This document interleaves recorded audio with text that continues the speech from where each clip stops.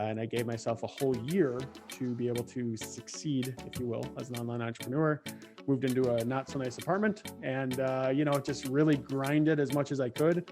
And it ended up obviously working out. Hey guys, I am Ben from Flippa. Thanks for joining for another, we'll call it an episode of Humans with Flippa, a moment where we get to kind of dive inside of some of the users of our marketplace, people who've kind of created a career within the world of digital entrepreneurship.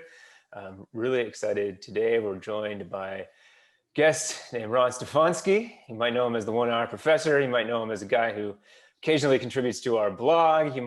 Maybe you're a guy who's bought a website from him. I don't know. Either way, Ron, thank you for joining today. How are you going? It's going good. Thanks so much for having me, Ben. Really appreciate it. Looking forward to our discussion in the middle of this crazy election time, but looking forward to everything with you. Yeah, I mean, it's the best moment for everybody who has been in this industry for a little bit of while, or getting it now. You're realizing how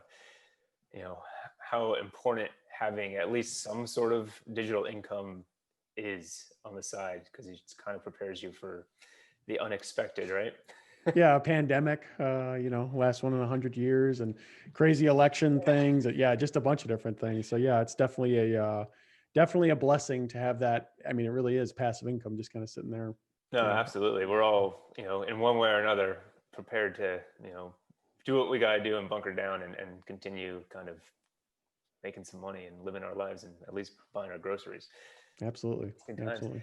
So yeah, tell me a little bit. I know we've obviously been in touch for a while now, and I know a little bit about what you're doing these days. But what were you doing?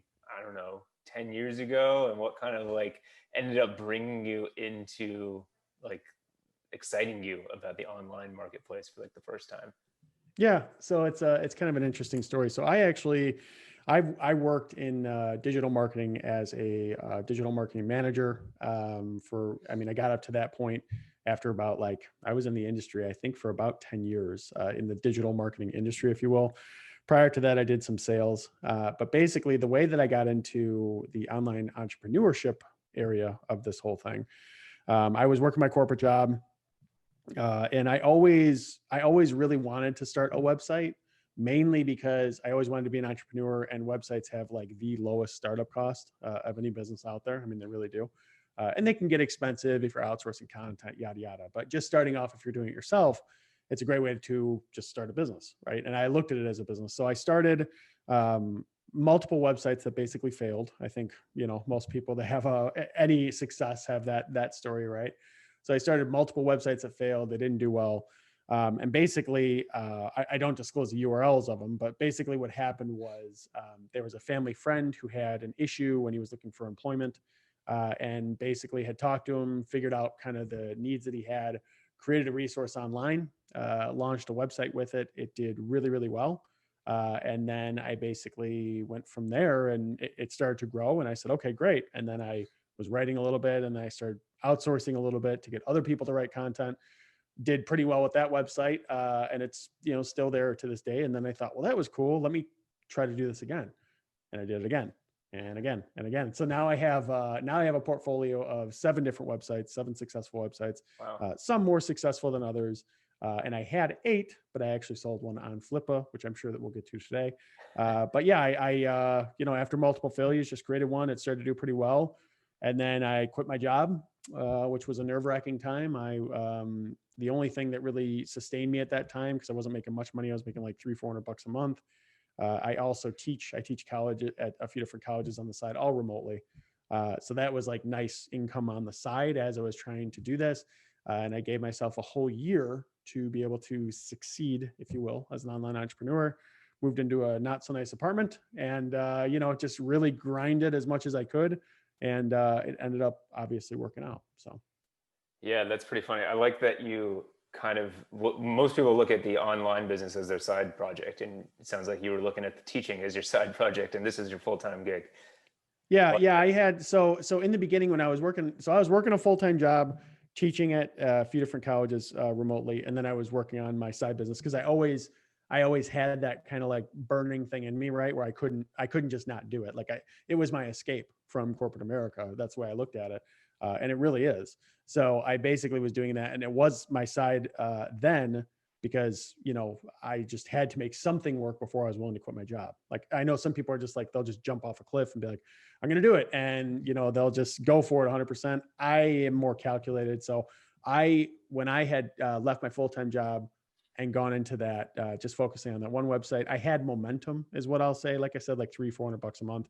So I had momentum. It wasn't where it could sustain me, but I thought, hey, I've saved up enough, calculated risk. I'm just going to do this for a year and go for it. And then, yeah, the teaching is still my side thing, and I enjoy it. So that's why I still do it. But definitely 100%, my business is at the forefront, and everything I really am focused on day to day.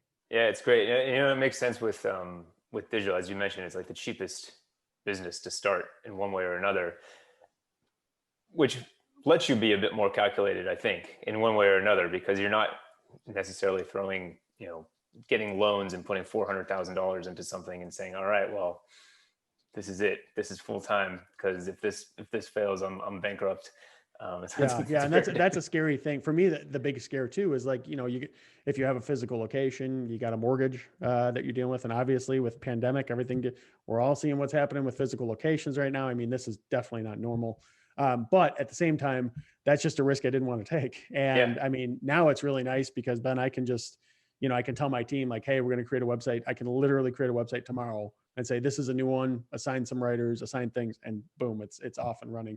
You can't do that with me in businesses. Yeah. And yeah, the cost to get started is just like, if you're writing yourself, if you're brand new, it could be like your time is the cost. There is no real cost. So $10 to register a domain name or something like that. Yeah, exactly. Pretty simple.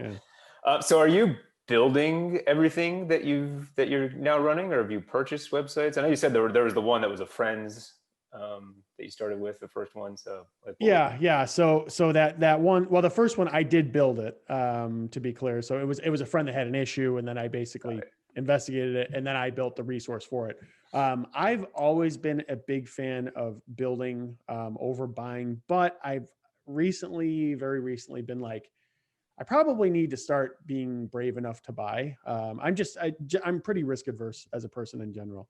And the reason why I prefer building, or I have preferred building up until this point, is when you build something, you understand all the backlinks it got, all the background of the whole website, everything that happened. When you buy, you can obviously research, and especially now, I feel like I understand it a lot more now than I would have before. And you can usually spot those things, but you have to research and do your due diligence to make sure that the site is legit and they're not doing anything that's like, kind of shady that you wouldn't do yourself. So I started to, I've always been building, but I am leaning more towards buying now because it just takes so long for website. I mean, you're looking at, if you start a website today, I always tell people, hey, give it a full year. That's what I tell people. It's not the answer that people want to hear, but it's so slow getting out of the gate, with Google nowadays, around month 8, 9 is when you really start to see a little bit of momentum. So I've been building, but yeah, I definitely have been kicking around the idea more of buying. And obviously now I have more of the funds to be able to take that risk and actually buy something. But yeah, I will say if I were to buy, I'd probably focus on something for under like $5,000. I'd focus on one that was smaller, had a small backlink profile, some decent content, and had a lot of room to grow. So that's what I would focus on. But yeah, I've been focused on building since I really started. Yeah, absolutely. So you mentioned it in passing earlier. You did sell one of your eighth of your 8 websites on Flippa. Uh, you know, hopefully the process was good for you. I don't want to get into the nitty gritty of how that went down. I'm actually more curious of why did you decide to sell that one, and what were you using that money for? Yeah. So I'll just say kudos to you guys. You guys aren't paying me for this, like promotion wise or anything. It did go well. You guys gave me an account manager to help me with it. So the reason it was a big deal for me to have that in between, that third party to help facilitate everything. So that was really helpful for me, but my cat just jumped up. So ignore her, guys. Sorry. She does that sometimes. Anyways, so the reason though that I really decided, hey, it's time to sell this site. So obviously I had a portfolio of 8 different sites, right? When you have a portfolio of 8 different sites, it gets hard to manage all those sites effectively. And this was a site that I'll just say it's in the pet niche. It was doing relatively well. for some time. We created a ton of content on it, launched it, left it, and it just kind of grew. And it grew for some time, and it was doing really well for some time. But it got to the point to where it started to kind of slow down with traffic, right? It was starting to lose some rankings. Some more competitors were entering the area, which happens with pretty much every site.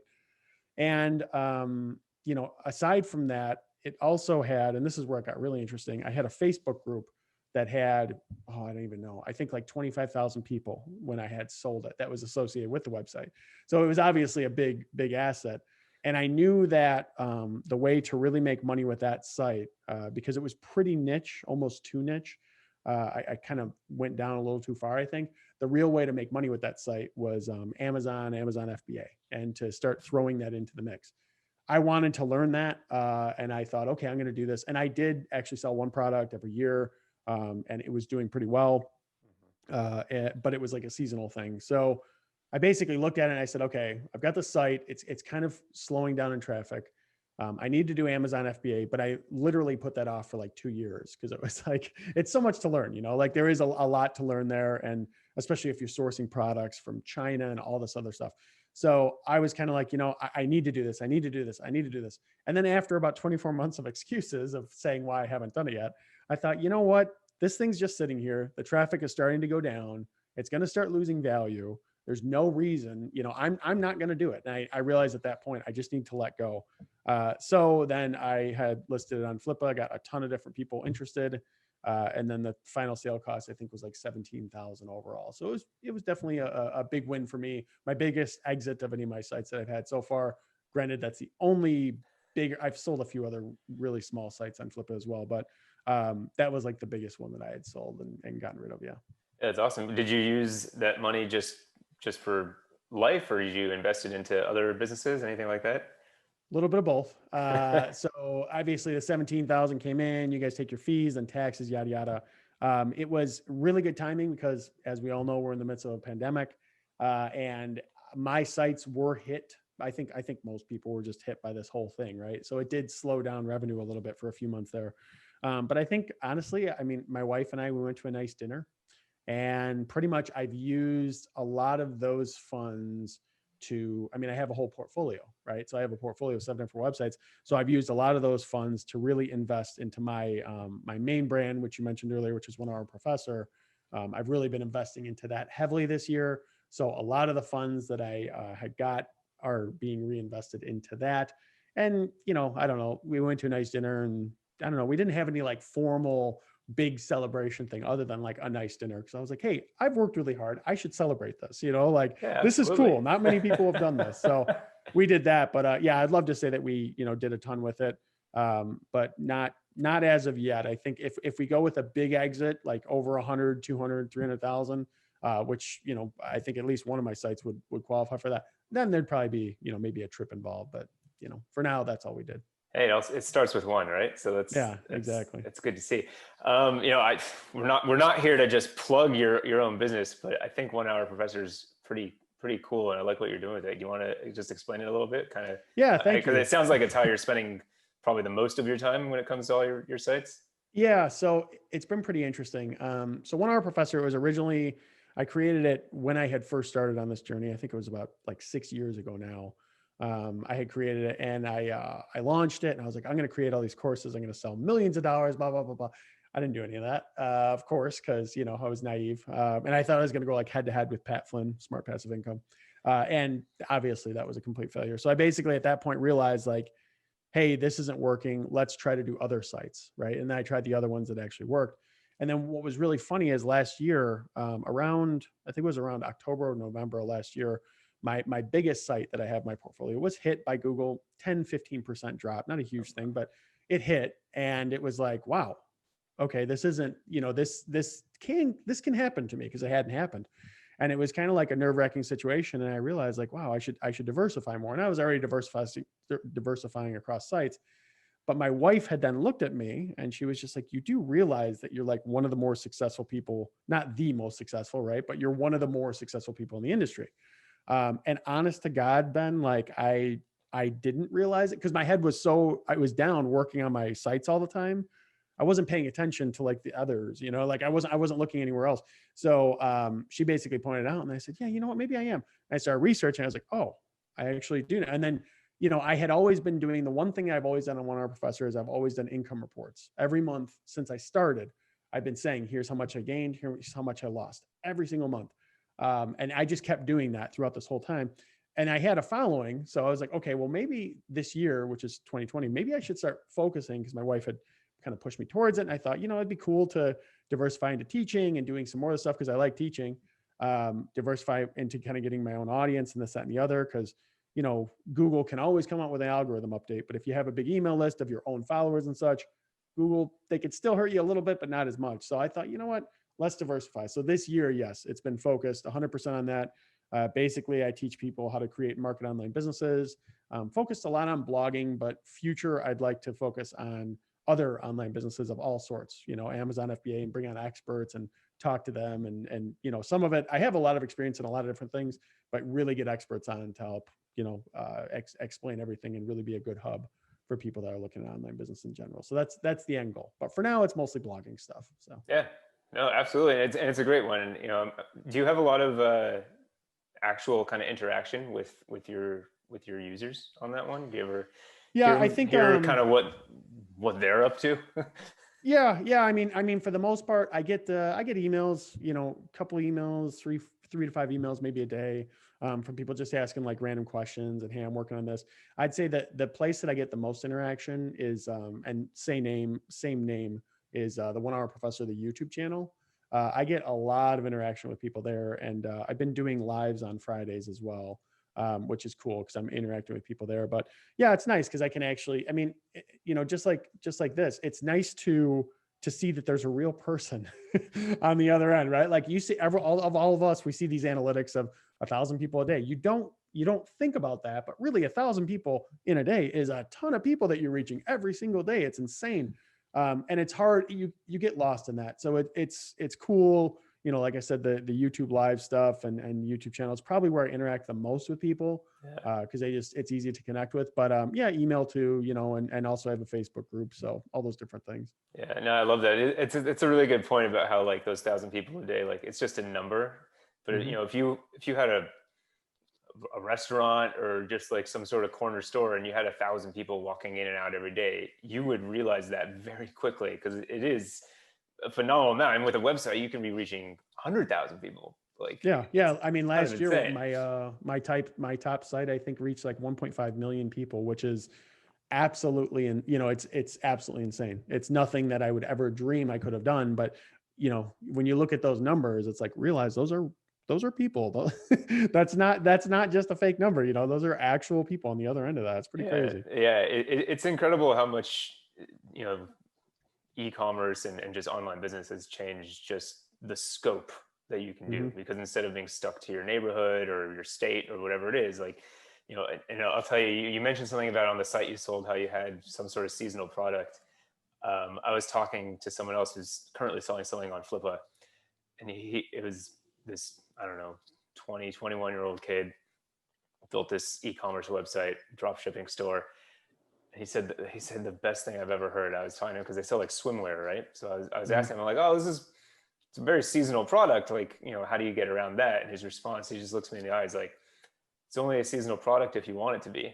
It's always Yeah. somewhere in the world. I'm Yeah, like, oh that's my true. God. Yeah, that's true. Yeah, mine was a calendar. So that's what made it seasonal was, Yeah. that I was a little bit stuck there, but it still did well.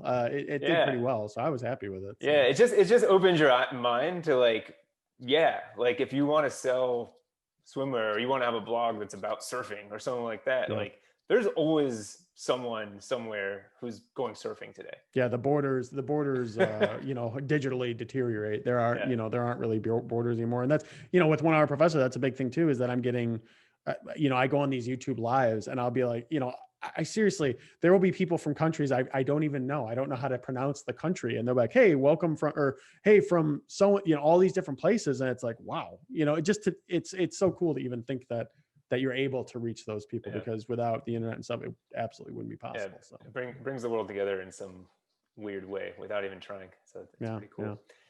Well, this is great. I love everything you do. Obviously, it sounds like you've created a pretty cool life for yourself. I do have one last question I like to ask because I feel like everybody who's in this industry has a kind of an interesting answer. How would you describe your perfect day to me? My perfect day to you. My perfect day. Well, it really depends because so like there's sometimes with this online business stuff, I'll just be frank. There's sometimes when I'm working 10 hours a day. That's not my perfect day. And that happens because maybe I'm starting a new site or I'm really focused on growing something or, there's a bunch of different things that can make you do that. My perfect day though, I would say probably waking up in a different place. I would definitely be on a vacation somewhere, of course. And I've been able to do this. We just did this in Hawaii, my wife and I. What we do is we'd wake up. I would go on to my email for maybe an hour, a half hour, just check, make sure that there's no fires, anything crazy, closing the computer and then going and enjoying life. That's probably my perfect day in a different country or whatever. We've been able to do that a fair bit. Those are probably my perfect days. But most days, I'm working pretty hard. But I'd say for sure my perfect day is to just have that team in place to where a lot of the work's already getting done. And I'm just kind of checking my email, making sure, yep, no fires, everyone's directly where they need to be. Cool, I'm out. And then me going and enjoying the day. But it's tough because I don't think I could do that all the time. You know what I mean? Like, I think after a while, you put me in that situation for 30 days. I think I'd want to work. Yeah. I'm one of those people that just wants to work. And if I wasn't busy, I would create something to get busy. I can't help it. So yeah, but that's my perfect day in a roundabout way. I like it. No, and it makes so much sense. I think if you're an entrepreneur, you're an entrepreneur. You don't, we all want to relax once in a while, but we Yep. also there's something that puts you in that mindset of I gotta hustle, I gotta get stuff done Hmm. if I'm get busy living or get busy dying kind of mindset. For sure. Fantastic. Well, thank you so much, Ron. This has been pretty enlightening. Yeah, it was Enjoyed it. awesome to be here, Ben. Appreciate it. And everyone, if you want to find me, onehourprofessor.com, the site, or you can just go into my YouTube channel too. Same name. But I'm around. You'll see me out there. So thanks for having me, Ben. Right on. Cheers, mate.